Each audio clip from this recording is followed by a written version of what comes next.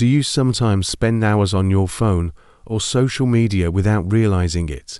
Or do you blame your family members for it? Do you ever get the impression that despite your best efforts, your attention just jumps from one subject to another, completely out of control, preventing you from truly focusing on one topic?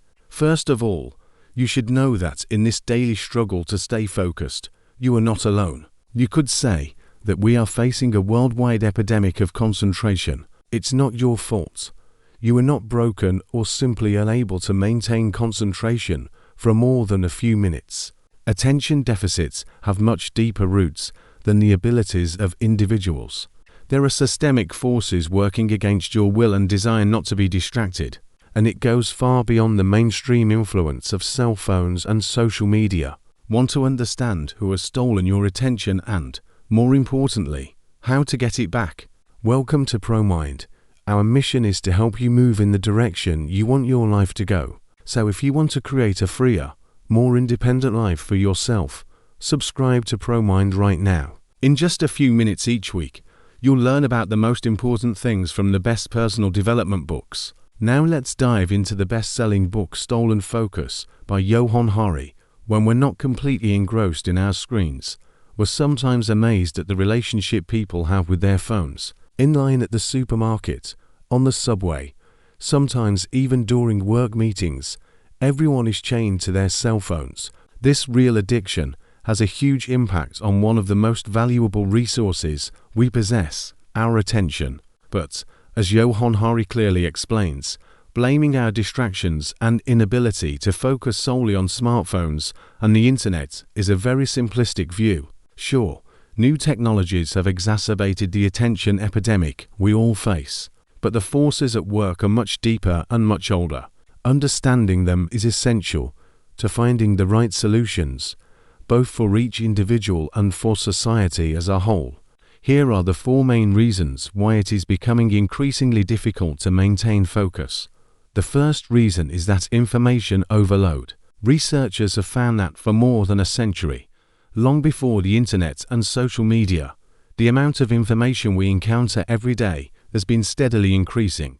For example, in 1986, the amount of information the average person was exposed to each day, if you added up television, radio and the press, was equivalent to 40 daily newspapers.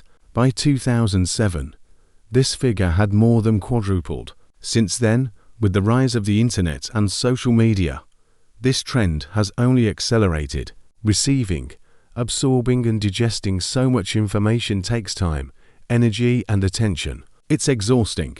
All of these demands far exceed our cognitive capacity, and our brains are experiencing cognitive overload. The demands come from a variety of sources: emails, notifications, requests from co-workers. On average, we are distracted once every 3 minutes while working. We lose the ability to concentrate on one subject for long periods of time and simply jump from one topic to another. This overload severely affects our creativity, ability to learn and go deeper. To protect our brains and make it easier to work with attention, we need to filter information in advance. A good technique for this is pre-commitment. This means that we identify in advance the sources of information we want to consult and the time slots for accessing them. Ideally, we prioritize those that limit suggestions and distractions, such as reading the daily newspaper rather than the online version. To protect our attention, we create robust barriers that simply do not allow us to access new information outside of these sources and time slots. The second cause of loss of concentration is physical and mental fatigue. Another factor that has an extremely negative effect on our attentiveness is lack of sleep.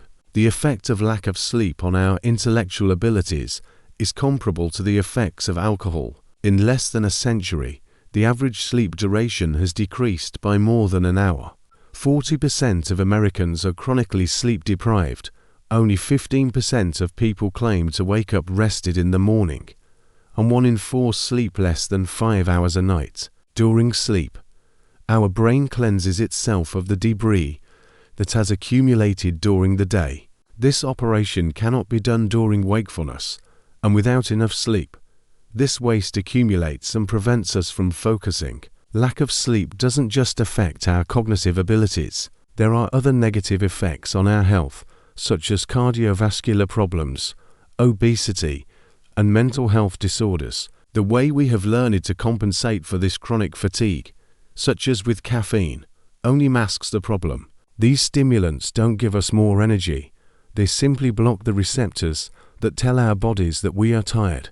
This leads to double exhaustion once the effects of the stimulants wear off. One of the factors that has the greatest impact on waking and sleeping patterns is exposure to artificial light. This is why, after a busy day and accumulated fatigue, we feel like we are not tired in the evening and stay up late in front of the TV or phone.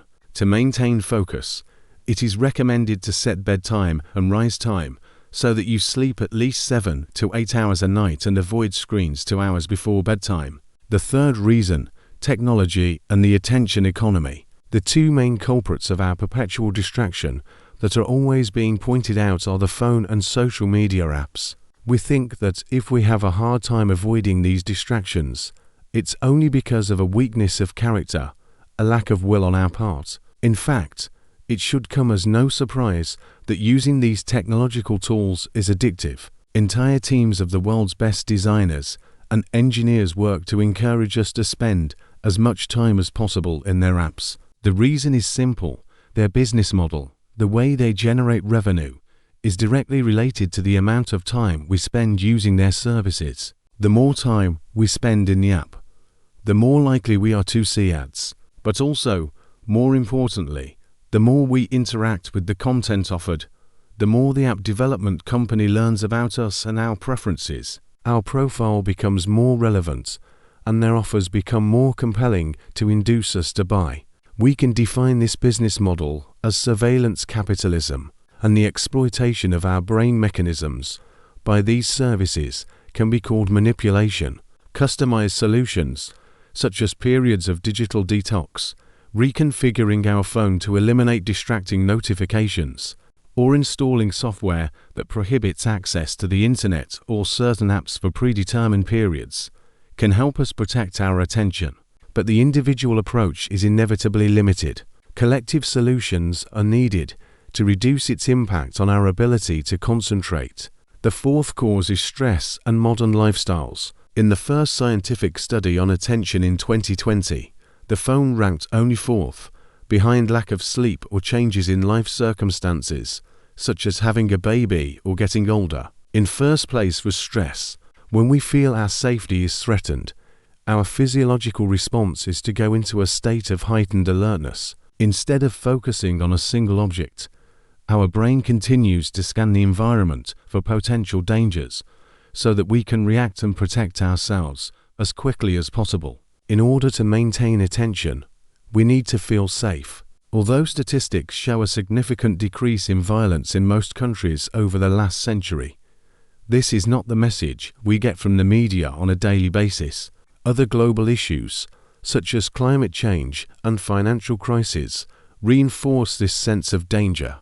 But perhaps the biggest source of stress in modern lifestyles is work. Over 50 years, working hours have increased by an average of 1 hour a day. This is equivalent to an extra month of work per year for someone working full-time. This workload is crippling, and its negative impact on absent-mindedness and productivity is evident. Statistics show that people spend less than 3 hours a day on productive work. Social experiments to address the problem of instability and workload, such as universal income or the 4-day work week, are showing encouraging results. In another sphere, the answer would be obvious.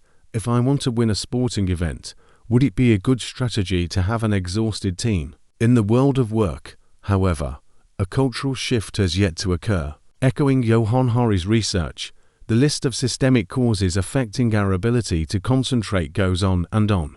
Eating habits, pollution, and reduced time for reading and thinking.